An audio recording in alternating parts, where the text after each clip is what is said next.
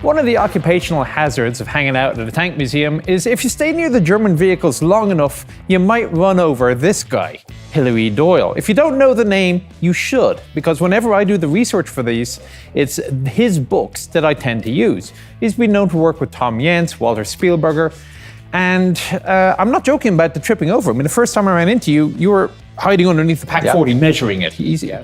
You've been doing this longer than I've been alive. Yeah, my first publication was 1964. Yeah, this grey hair, I've been around a while, so he's been around a very, no offense, you've been around a very long time. So we figured what we'll do is something slightly different on this tour, is we're going to steal his knowledge and expertise as we tour around this Panzer IV at the Panzer Museum in Munster.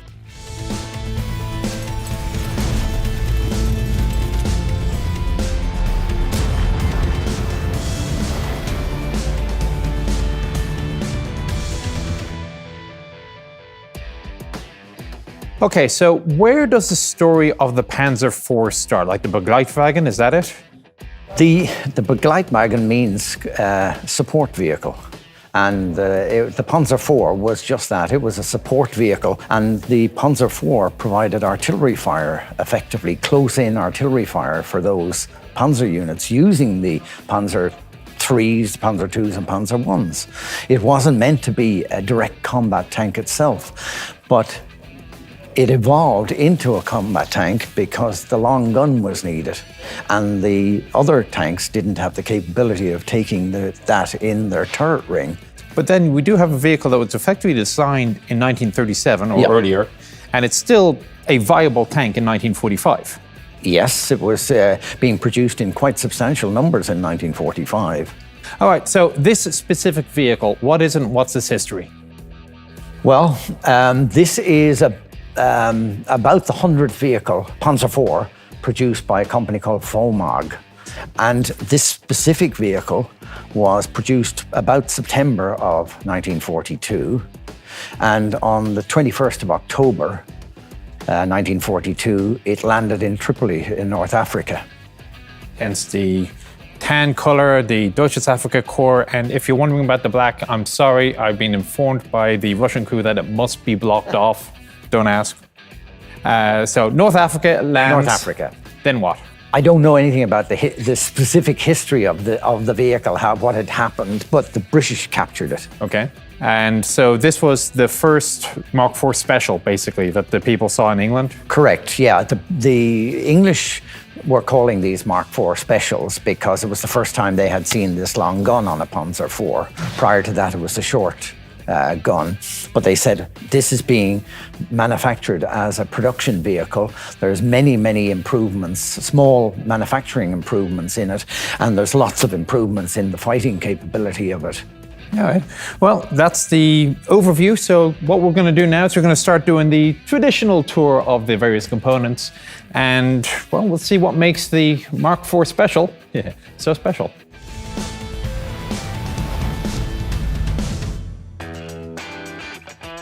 Okay, so now we're going to have a look at the front slope as ever. And well, the most obvious thing, of course, are the spare track links. And now, usually I see them on the actual bow itself. Is this normal or? Well, at this period, they didn't carry them at the front. It was this was the only place that there was spare tracks and a few links on the side. This was a later innovation to put them in there as an additional protection, so that a round would hit the track first before it would hit the main armour. Did it work? Moderate. Okay. It made the guys feel better. Well, that's half the thing. That is. All right, so you start off on the right, you got that Notec shrouded light that shows up everywhere. Notec is just the name of the manufacturer? Notec is a Novat technology company, and they designed these so that you get the light only shining downwards at the front, and the second part of it is at the back. Horn is next thing inboard? Yeah, just a standard automobile horn from Bosch. All right. So then we got the access ports for the steering and transmission, which are actually easy enough to open up here. And I am looking at, it looks like two very large brakes. Yes, that's correct, yeah. For the transmission system, which is gearboxes in the middle, and the drive goes to the brakes here for braking the track and out to the final drive unit bolted on the outside of the vehicle. It's a simple sort of clutch brake system? Yeah. All right, so no neutral steer on this thing yet. 1930s. Yep. And you said the transmission will come out of this hatch here. In the center, yeah. So easier to change in the field than the earlier vehicles then. Yes. All right, so bow machine gun, no surprises there. We've already covered the sloped armor. It is welded, of course, which was fairly advanced for the time. A lot of other countries were still doing riveting. Correct, yeah. Well, the Germans had decided on welding right back at the very beginning in the late 20s that they were going to go for welding to save weight. Were they actually better technologically at welding than other countries? Yes, or was they it just were way way ahead. And even sometimes they wouldn't export the welded vehicles in case people would examine the welding. Face hardened or yes, standard? all face hardened. Okay. And, well, really not much else at the front. We've covered, well, we'll go back to the bow machine gun and the driver's position a little later. Just the towing hooks are not the ones that I'm used to seeing, like on the Panzer III with the big loop around. That's part of the side armor. Yeah, but the Panzer IV, being a support tank, had originally only 20 millimeter armor. And up to the Ausführung E, this is an Ausführung G, but even up to the Ausführung F, this was 20, and then it went to 30, and with 30 you can have the extension on the side. That was finally introduced in the Ausführung J on the Panzer IV, but that was not till 44. Okay, well, let's go around outside and have a look at the suspension.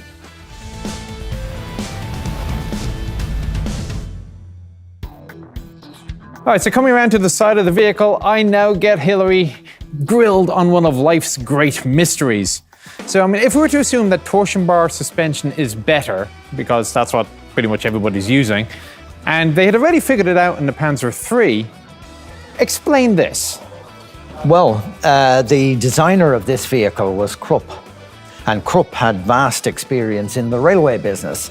So they knew that these leaf springs were very successful, very inexpensive to produce, easy to maintain. You could remove a whole bogie relatively quickly and replace it. It was a good system. It wasn't meant for high-speed combat vehicle. It's a support tank. Well, not anymore, it's not. Not anymore, but then you live with the suspension not being quite as good as torsion bars. Did they try to fit them yes, at all? there was many ideas. There was a big design effort put into producing a torsion bar version. There was many changes to the suspension, but none of them ever implemented because they had moved to the Panzer design. It's a bit like the sloped armor on the Panzer IV then. Yes, exactly. The final version of this was meant to have sloped armor, but they never implemented that. They just wanted to produce large numbers of them. All right, let's move on then to the track on 4 return rollers, still using the rubber. Simple tracks, single pin. Single pin track, yes. But this model, well, the Ausführung F, would have been the first one that had regularly gone to this wider track. It may not look it, but this is 400 millimeter wide. You measure across the pins to get the width. The previous models, the Ausführung E and earlier, were all 38 centimeter wide track. And on these ones, the wheels are actually wider this way than they would have been with the previous model, the Ausführung E. And it'll be the same with the sprocket wheel? Oh yeah, everything is moved out to compensate for the extra width. It gives it better flotation, but still a rather narrow track by the style you saw on Panther or Tiger. I've been asked a couple of times, what is this thing? Well, that's quite important because that's actually the exhaust system for air that has been drawn from the steering brakes, which we looked at.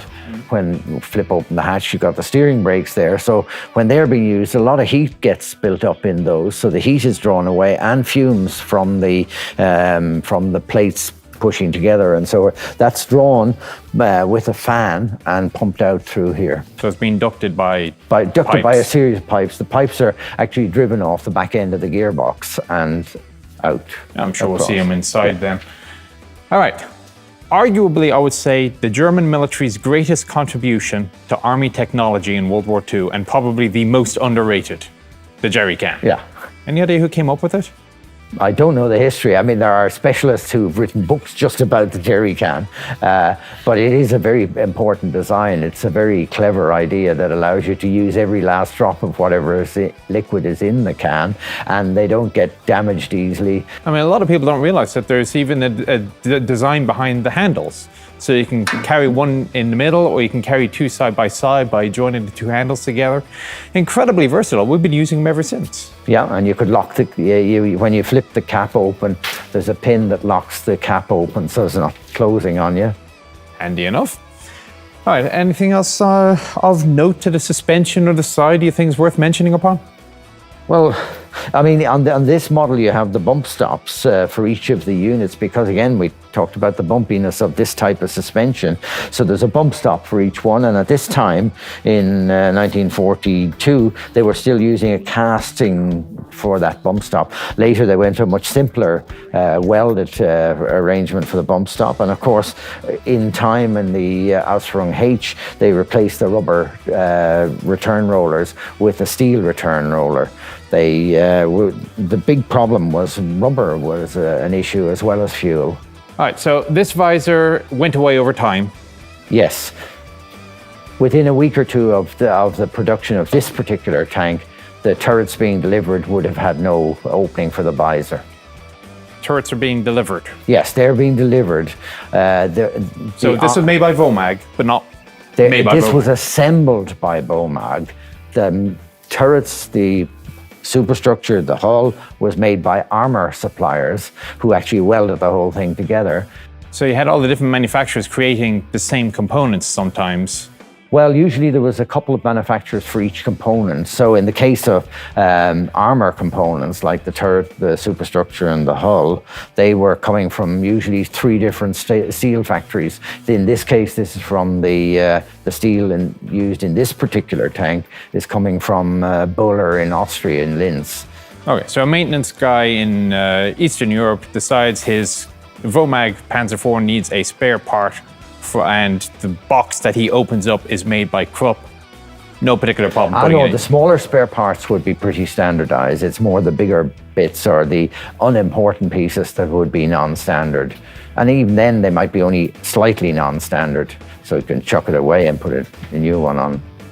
Fair enough.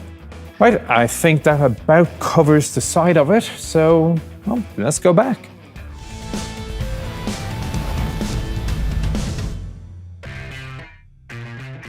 So we're at the back of the tank. Some people would say the most important part of the tank because the engine is the weapon.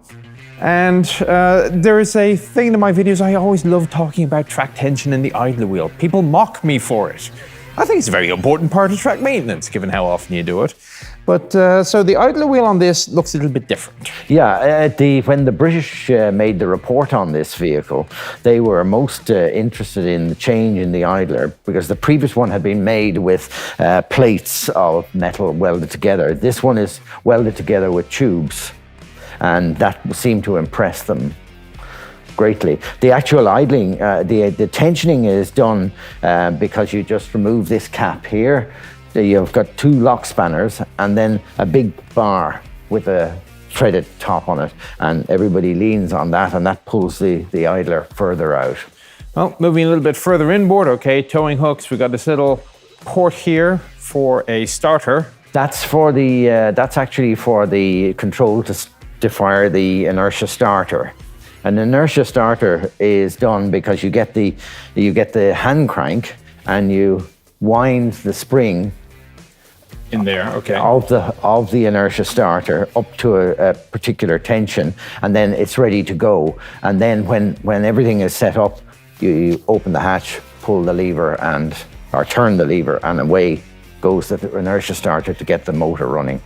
So speaking of sticking things in the back, and on the Russian front, frequently you'd hear stories about how it is so cold that you need to use flames to either melt the snow around the tracks or put a flame inside the motor compartment to start it up.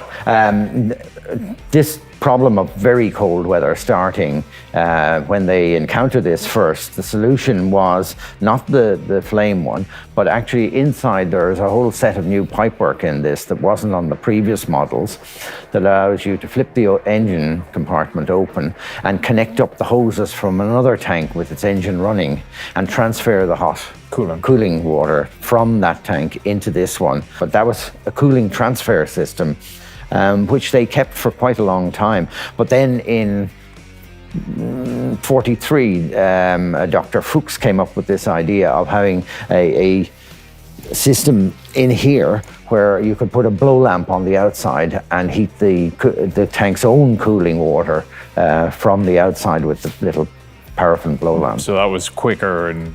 Well, it's a cheaper and easier solution than flipping the engines and having everybody running and so forth. All right, so a huge muffler, and they existed many years before.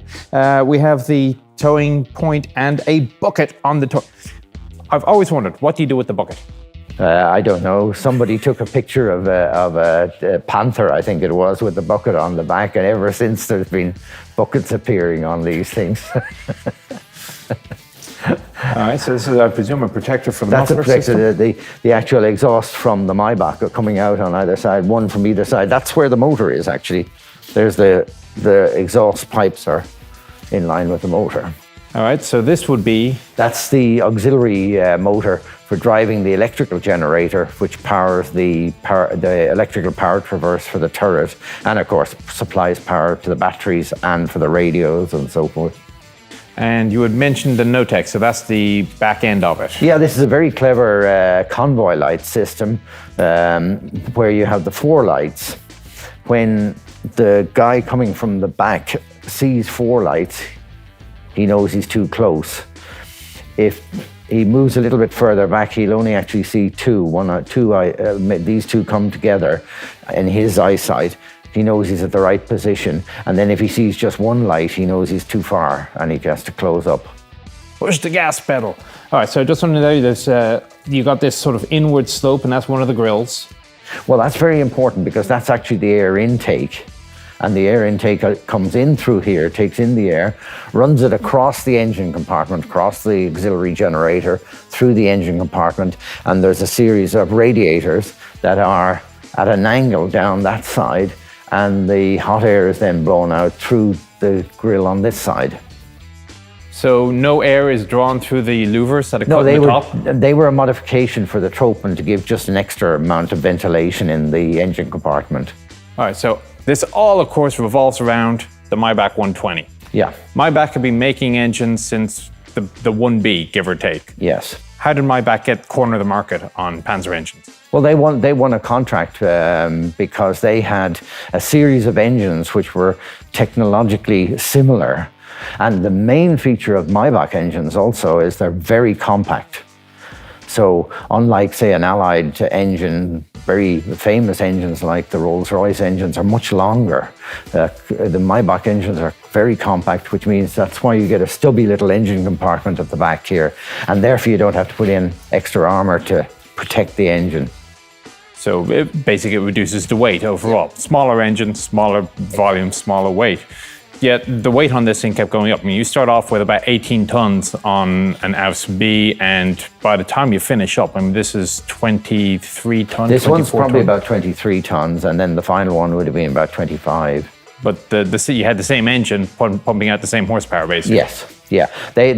Some of the gear ratios were modified, but the main change was on the final drives. They strengthened those, and they changed the gear ratio on the final drive. That's really about the only serious change. Okay, so it's all, of course, done by the fuel system. We've already mentioned the 2 tanks are in the middle, about 470 litres, I think it was. And then you had the J model gave you extra gas. Yes, because you didn't need the auxiliary motor, so you've got a spare space in the engine compartment, and that they used to put an extra fuel tank in there. All right, so done with the engine deck, quick view of the back of the turret, huge stowage bin. The Germans seem to love the stowage bins, and I have to say I appreciate it. Well, that came from troop demand, because all these original Panzer IVs or Panzer IIIs didn't have that bin on them. But then with the campaigns and so forth, there was a demand for a bin, and some units made their own bins, and then it became standardized. So there was a standard bin for a Panzer IV and a standard bin for a Panzer III. All right, so last question. I mean, I'm looking at a nice flat engine deck, so sleeping quarters? They spent a lot of the time inside the vehicle. Each one had his own little place in there, and they made it as comfy as they could. But if the weather was okay, they got out and slept out underneath or wherever. I've spoken to people about that, and they said it just depended on the conditions where they bunked down. All right, well, that's the end of the back of the tank. What we're going to do is come back in part 2 when Hillary and myself are going to squeeze inside and we'll continue asking him a few more questions. I'll see you then.